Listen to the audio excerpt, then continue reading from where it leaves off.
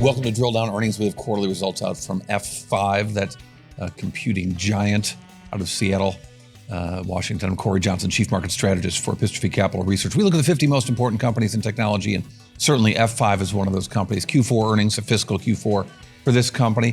And it was a little bit better than Wall Street expected, and yet the stock sold off quite a bit after hours. So let's dig into the technology and look at what's happening here. First, the numbers. The street was looking for $797 million in revenues. It got 810. That's better. Earnings per share, a lot better than the expectations. They got $4.39 per share in adjusted earnings. But when we dig into the business a little bit deeper here, we see a company where growth is decelerated from double digits to 9%, not great.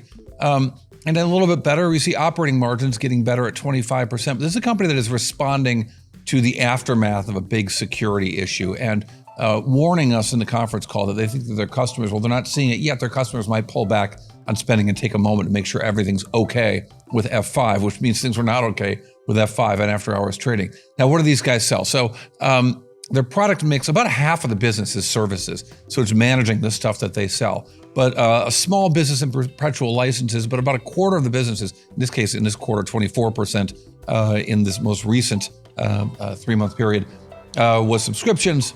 23% was systems, actual hardware that they're selling here. But this company is positioning itself away from being just a hardware vendor or a firewall vendor.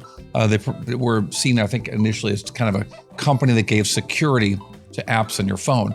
But they're moving away from that to really trying to be a control layer for AI data in terms of app delivery and security across all kinds of multi-cloud solutions as companies start to roll out AI in lots of different ways. So they're doing security incident response to, which is why they're spending a lot more money on security, as well as being in position to benefit when data center refresh cycles happen in the data center. So as companies start to figure out that most of their data is crap, because everyone's data is crap, it's one of the standards we seem to see in the world of AI. When companies start to use their data, they realize it's just not as good and clean as they would like. But also they're trying to be in a position, F5's trying to be in a position to be there when the data is getting fixed, when it's getting refreshed, and so that as new software interacts with that data, they want to be in that position here. So they've expanded their AI security portfolio through Calypso AI and some stuff they've called AI guardrails and AI red team, as well as, like I said, AI data delivery is really a focus for this company here. Now, as a result, when we look at these numbers with that context, we see the subscriptions business cooling, maybe as customers start to figure out what they need and how that might be different going forward. And yet their system sales are really taking off, up 43% on a year-over-year basis, and have really seen a real increase in a business that was struggling for them in recent years. Nonetheless, those warnings that customers might react to a recent security breach saw the stock sell off dramatically in after hours. During the conference call, people seemed to feel a little bit better, but ending up down about 8% in after hours trading after a nice move in the last year of 34%. On a year-over-year basis. That's, about double what the S&P 500 has done in the last year. Now, to their great benefit, recurring revenues is 2/3 of their sales. That's that big services component.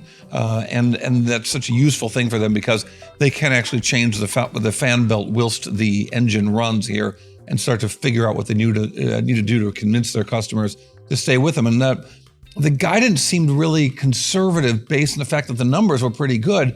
And here's what CEO François Locoh-Donou had to say about those numbers and that guidance. We felt the trajectory of the business going into 2026 was more in the mid-single-digit growth.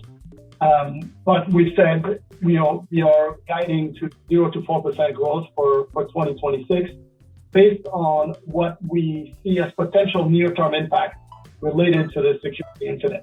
And when I say near-term impact, we think we would see probably the majority of the impact in the first half of the year, with trends kind of normalizing in the second half of the year.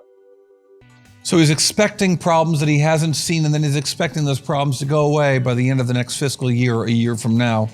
We shall see. But what's your big drill on earnings takeaway? What's one number that tells us a whole lot? Well, Q4 earnings, fiscal Q4 earnings for F5, your essential summary tells you a company that beat Wall Street estimates, put up really nice revenues of over $800 million in the quarter, $810 million in the quarter, and 9% revenue growth, decelerating a little bit, but still decent growth here.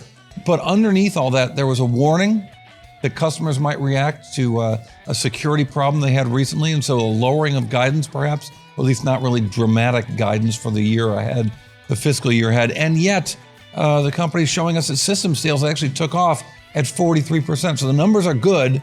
The guidance was not.